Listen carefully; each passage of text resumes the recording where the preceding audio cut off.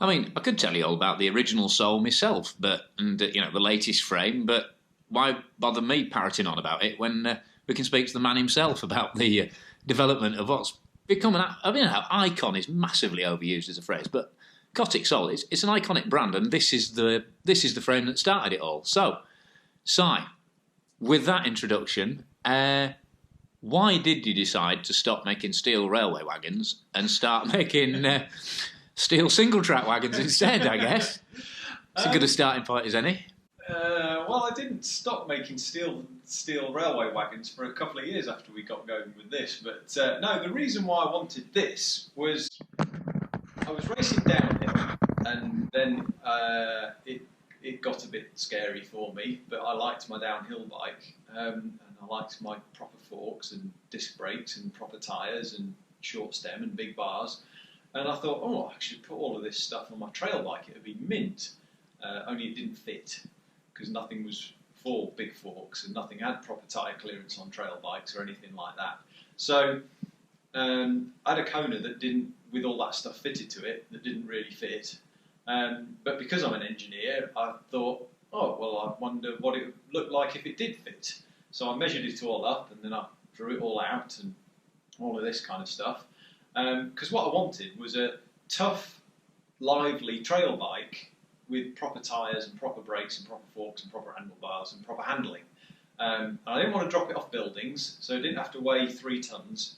And I've always loved steel for hardtails, because it was, it's just got that beautiful ride feel and it lasts ages and all of those brilliant things about steel. And you went for, you were pretty bold with your steel choice. Yes. I remember when it came out, I went, "Oh, Reynolds 853. He's posh."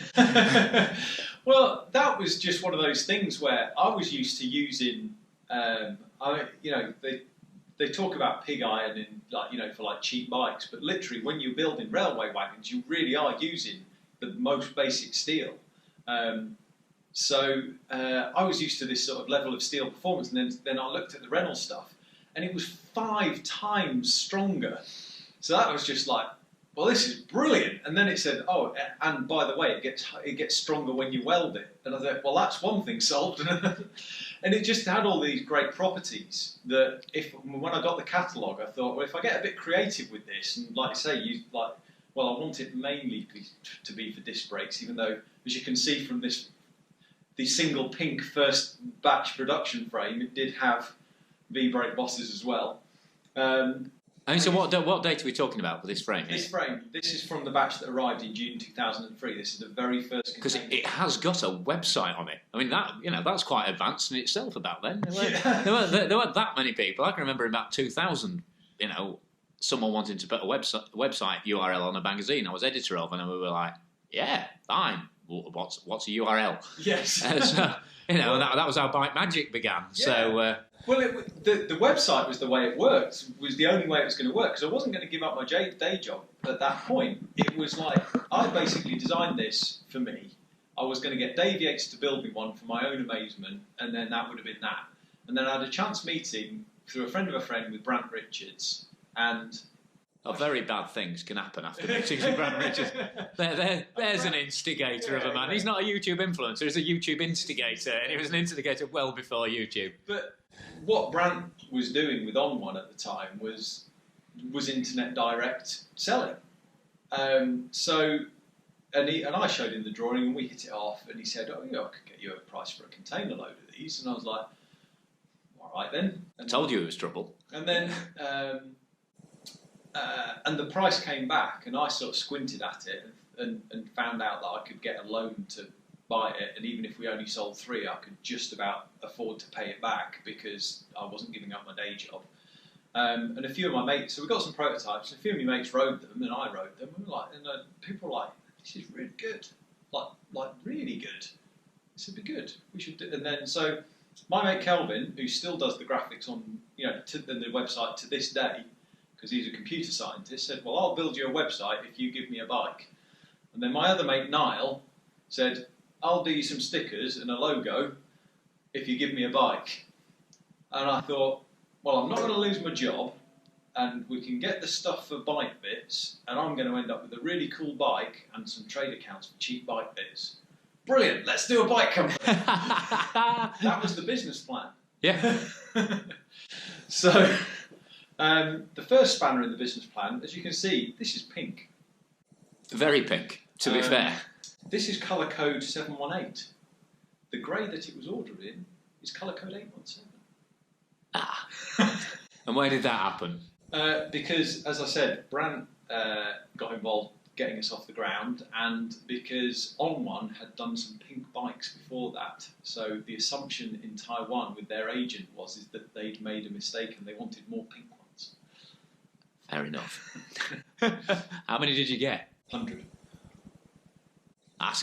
Well, if it was going to fly with 100 pink frames, yeah, if it was going to take off, you kind of knew the bike was obviously riding well. If 99 other people still wanted a pink frame, I guess. They didn't get pink frames. This is the only pink frame that actually. Oh right. So what happened was we couldn't get an orange that we liked in Taiwan. Right. So we were going to get 100 grey, and then there was a local powder coater who was going to do them orange. So we had it sort of in place that we were, and me and my wife were still doing the stickers. In fact, mostly Jen, because she's got the touch to get these big panel stickers on. I used to just swear at them, and she was basically, if you got a Soul between 2003 and 2006, my wife put the stickers on that. We used to do it on the kitchen floor on a Thursday night. So it was already set up that I was going to do some in the UK.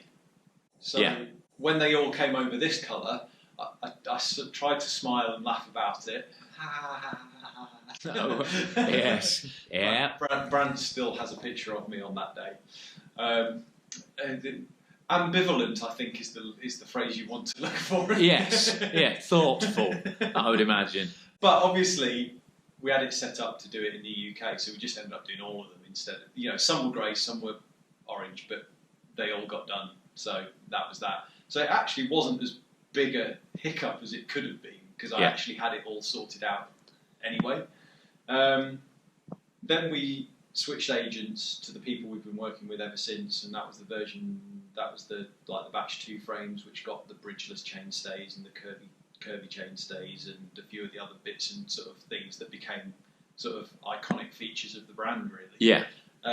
So talk us through what defines a Soul then. I mean, what defined the original Soul in this case? What defined the original Soul? Well, at the time, cross-country sort of trail hardtails all had like sort of 110, 120, 130 mil stems and like flat bars and tiny tyres and rim brakes. And I didn't want that. I wanted some forks with 100 or 120 mil of travel, and I wanted some 2.3 inch tyres and disc brakes, and I wanted, at the time I wanted to put a 90 mil stem on. So it was almost the components that led the design rather than the design leading the components. Yeah, definitely. I wanted to fit all these things together, and then I wanted it to ride nicely and not weigh, not weigh as much as the moon.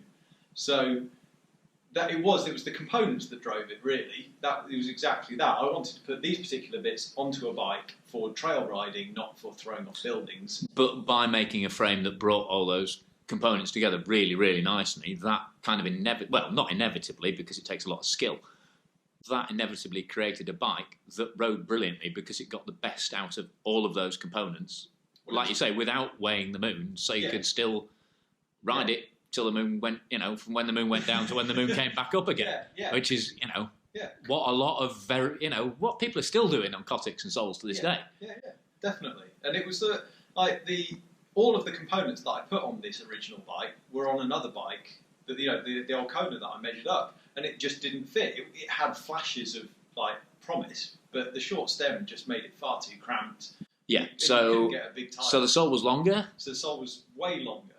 Slacker for a longer fork? Very slightly. Very slightly.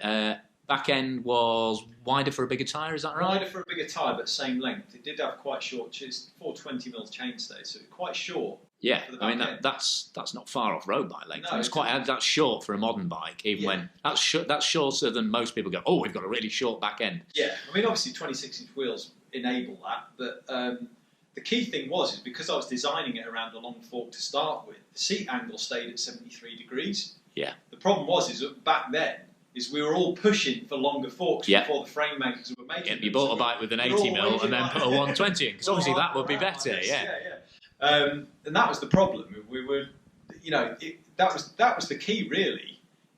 One of the first, somebody posted it up, it was one of the first things that's on our website, it's still there, on the news page from the archive, it talks about the geometry, some copy I wrote in 2002, and it says, geometry with commitment. Yeah. That sort of still sums it up. Yeah, riding the new Soul today, it commits. Yeah. It overcommitted a couple of days. It committed to things that I wasn't quite ready for it to commit to, and it was right. I was like, oh, I'm not sure about that, and a couple of bushes and a nervous moment later, it was like, told you. Yeah. And that's, I guess, has always been the soul of the Soul. Yes. But it wasn't just about commitment with the riding, it was about commitment to the type of bike it was. We weren't going to make it work with 80mm forks because we didn't want that. Yeah. It was committed to the longer forks. We weren't going to make it work with an old school long stem because we didn't want that. It was committed to a short, a 90mm or shorter stem. Paul's been riding a Soul since 2003 with a 65mm stem on it.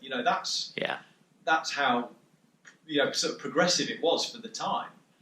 And what we've really done with the new bike is recapture that progressive spirit and really gone, well, it's the same thing. It was my downhill bike then. It's my enduro bike now. I've got like a slack head angle and a really short stem and quite wide bars, and I'm sat right in the middle of the bike on my enduro bike. But then I take it to the woods and go and ride around with my kids and going, this is still really good in single track. And that's actually where the new bike came from. It was taking those, right, well, if we want a 35mm stem on this, we're going to have to make it a hell of a lot longer. Yeah, right. I think good a time as any to, say thank you very much, Pink Bike, for your pivotal role in Cy and Cotic's history, but let's meet the new 5th generation Cotic Soul. Here she is. Fresh out of the box, when? Yes, fresh out of the box last week. So, yeah, very fresh. Yes. So this is...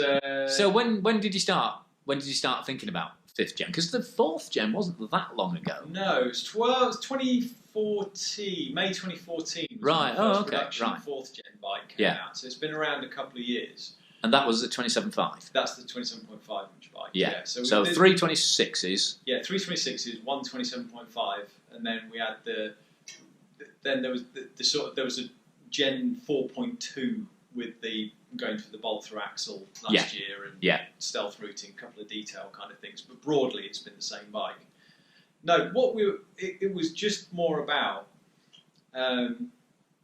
we were playing around with the longer geometry on. And that is long. Yes, this is long. That's a what size frame? This is a large again. So that's a 480 mil? 480 reach. 480mm reach. Top tube is... Sorry, I'm putting you on the spot here, but long. It's long, isn't it? Yeah, I don't work in top tubes anymore. No, I just work in reach. Top tube's like the number that comes out afterwards. It's sort of like the wheelbase. It's like people ask, well, what's the wheelbase? Kind of doesn't matter. Yeah. But the... Sorry, while you turn something over there, I mean, one of the obvious things about the new frame is the fact that you've got that 148mm boost back end and chainstays off the Solaris Max. Yes, is that right? Chainstays off the Solaris Max. Which is the first real change on the chainstays since the original Soul. Yeah. It's still that they're still essentially road bike chainstays with that little. I didn't know Keith Bontrager was doing it, but we've both done the lovely little gusset there, the little leaf gusset on the outside there. Yeah. But also while we're here, ISCG mats. But we'll go back to that in a minute if I remember. Yes. But yeah, so anyway, slightly heavier gauge because it's just got slightly more of a bend in the tube. But otherwise, that little move your hand because that's your signature wishbone. Yes, you don't want to be hiding that. That's you weren't the first to do it, but it's definitely something that defined the Soul in terms of, and I think it still defines the way it rides now. Yeah. It really does put that steels that almost cliche. It's this cliched thing with steel, and it shouldn't be a cliche because it doesn't happen with all steel bikes. I've ridden some very, very dull steel bikes, unfortunately. There's, that's like bad fish and chips. It's just one of the most disappointing things in the world. Because you're kind of going, right, I'm having fish and chips, I'm having a treat, and now, and they weren't. Yeah. Anyway. I mean, skinny stays, definitely, but I just love the look of the wishbone stays. It's actually almost one of the only features of the bike, just having that wishbone instead of an A-frame, that is purely there because I like the look of it and almost nothing else. I can't give you any good, solid engineering reasons why that is better than an A-frame. These being slim, there's a reason for that. Yeah. That being like that, it's because it's pretty. Fair enough. That'll do, to be honest. So, and then you're holding a down tube that hasn't really changed massively. No. Since the original? No, that's still the same diameter and same wall thickness as the original bike. It's just now made in a much longer length. Slightly. And you've got gussets at the front end as well. Gussets at the front end. The bike grew gussets. Yeah. Gusset as in those little plates underneath there. Yes. Which reinforce the bike when you stove it into the far end of a ditch you were hoping to clear, or case a jump, whatever. Yeah. The bits that stop that really nice little tapered head tube, which I'll probably say something about in a minute. Keep that attached to the rest of the bike, which is always a good thing. Well, they keep it attached to the rest of the bike for an awfully long time. That's the major thing. They do help with the strength, but ultimately it's about the fatigue. Right, I see, right. The Soul grew gussets for the Generation 2 bike, which was A, for 140 forks, as forks got bigger, but also the first legal introduction of the CEN standards, standard, which mandates lab testing of frames. And which was pretty much, in terms of steel frames, was like the meteorite that killed the dinosaurs. There was a lot of very, very nice riding steel frames that had been nice riding perfectly happily for years and years and years, and suddenly they weren't strong enough, according to a man in the lab. Yeah. I mean, the Soul was an example of the first generation Soul. I think we had 2 failures that we were aware of in that first 4 or 5 years of production. And yet the EN tests just blew the head tube off it, very quickly. And there was a lot of nervous phone calls between supposedly competing companies going, don't suppose you'd share your EN getting some funny tests on your steel frames? Yeah. There's a lot of nervous but I did a lot of work on it. I did a lot of detailed work on that because I was absolutely hell-bent on not putting too much more weight or any more weight into the Gen 2 frame, and I think it went up notionally by 20 grams or something like that, but I worked very hard at that. So it's always been about trying to keep the weight off where possible, but keeping it as tough as possible. Yeah, I mean, because the major new thing, not just the top tube is long, it's a new top tube for you, is that right? Yes, this is the first time, up until now, we've always used the same 32mm top tube, but just with different shapes and then different wall thicknesses as the wheel sizes have changed and things have developed. But with the change in geometry now, with the head tube being that far from the bottom bracket, we had to go up to the next size up top tube. Finally, we relented.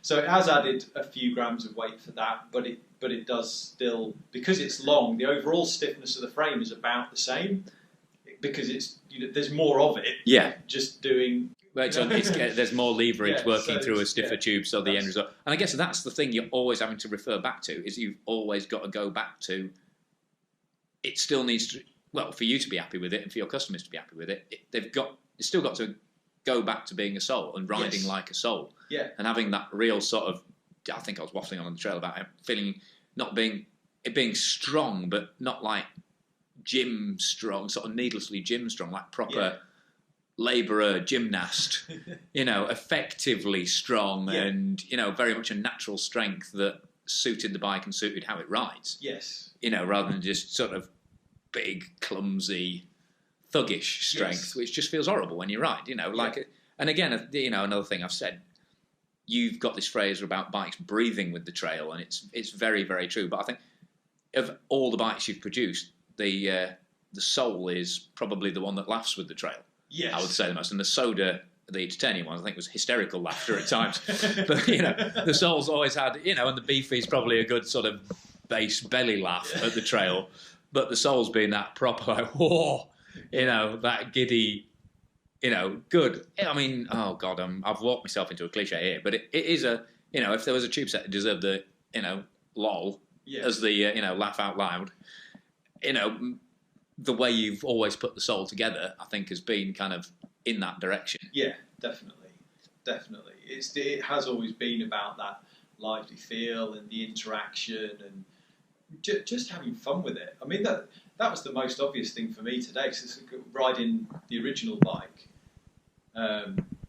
First time I've ridden it for years, and just a couple of sections of trail where it wasn't quite as where it was flattening out. It was just swooping around some corners, and it was just proper fun. Just like, oh, this feels great. And it's I couldn't agree more. I think we've both been surprised.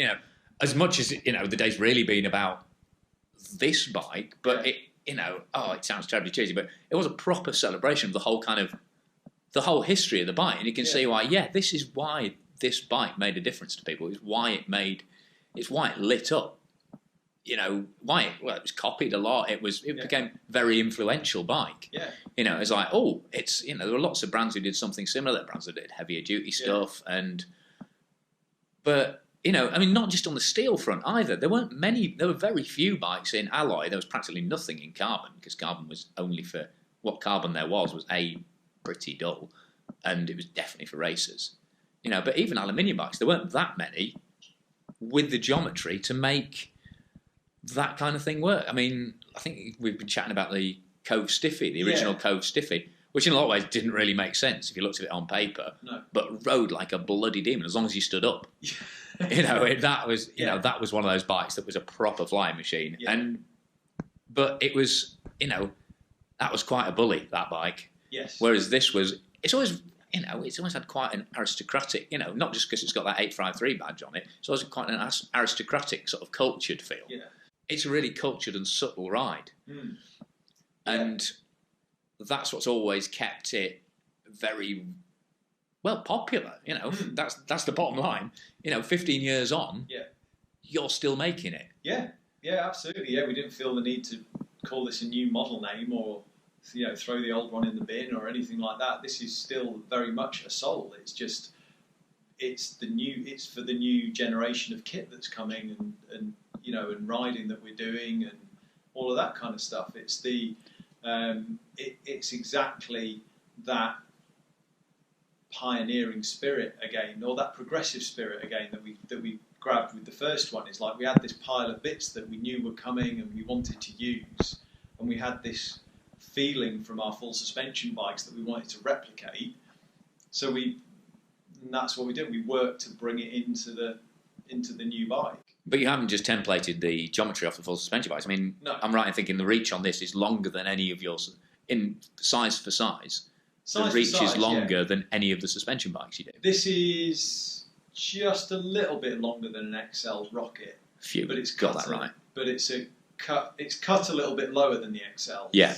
And the small is a little bit, is sort of around the medium Rocket. The thing with the Rockets is that generally people run them with a 50mm stem, whereas these are designed for a 35. So it's just the steps are.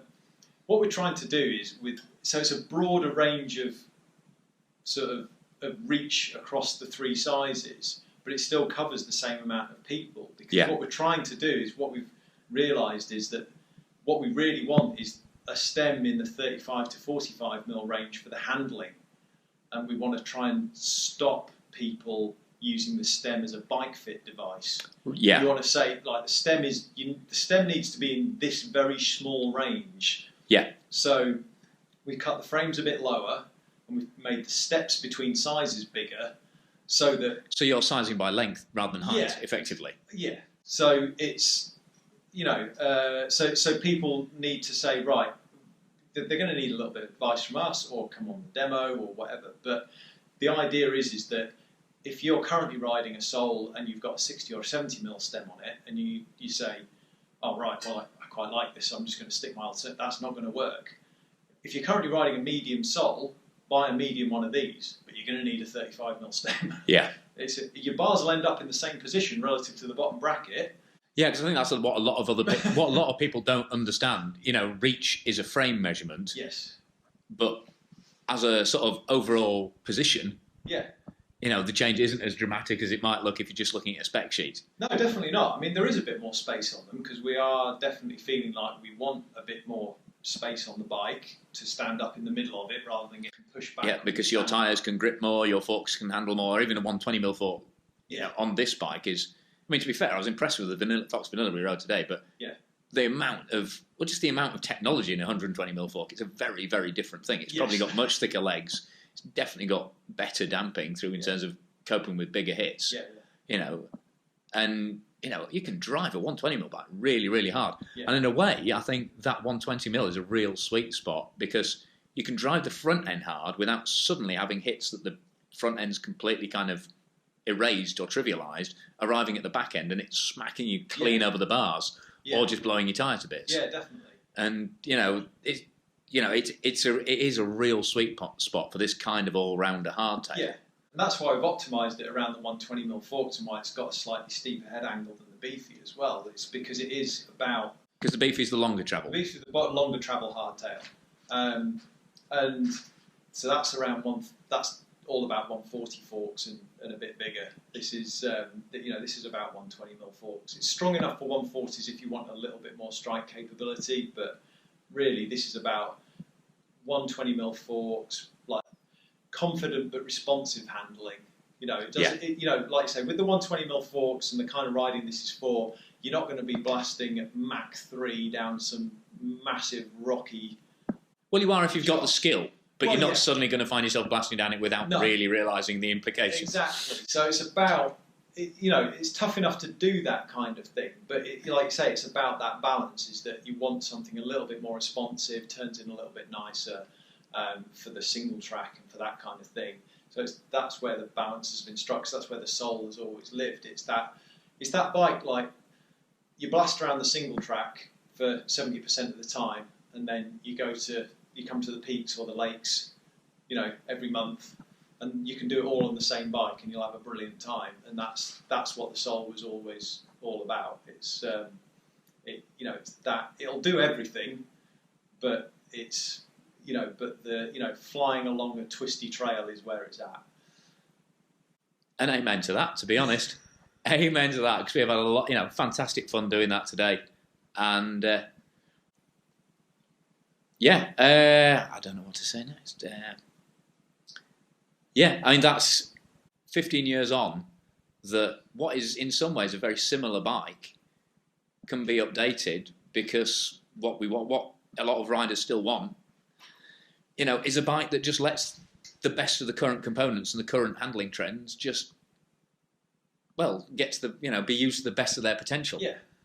But with a bit of individuality and soul. It is a brilliant name for that bike, because it isn't, it has got real soul and real personality and real charisma to it, and you'll feel that from the, as soon as you start riding it, and, the way you feel it through your feet, you feel it through your hands, you feel it through the way it interacts with the trail.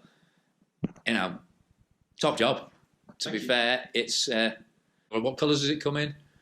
Comes in the classic Cotic orange. It comes in the Mercury with the orange decals that we saw on the bike earlier, or it comes with Mercury with magenta decals, which we've not shown you yet. But not pink. It's magenta. You made sure the code was right on that one, did you? Right, well, thanks very much for your time, Si. It's been an awesome day, and contact Sam the demo man, isn't it? I can rattle on about bikes, and Si can rattle on about bikes, but, if you're interested, ride one. That'll, I think, convince you more than anything else. Give Cotic and Sam a ring, and they do a great service where they'll actually come out and meet your mates and go, right, you want to ride these bikes? Have a go on your trails, and or rock up to an event and just, go to the Cotic website, click on the demo. Click on the demo link. It's all there. Yeah, we'll get involved. We'll come to you. See, it was worth doing that website for a frame, wasn't it? Okay. Well, Si, congratulations for putting your money where your mouth is. Thank you. And all those Thursday nights on the kitchen floor with stickers. And some interesting times along the way. It's been great riding with you. It's been great talking to you. It's been a pleasure. Thanks, Guy. Cheers, mate. Ta-ra.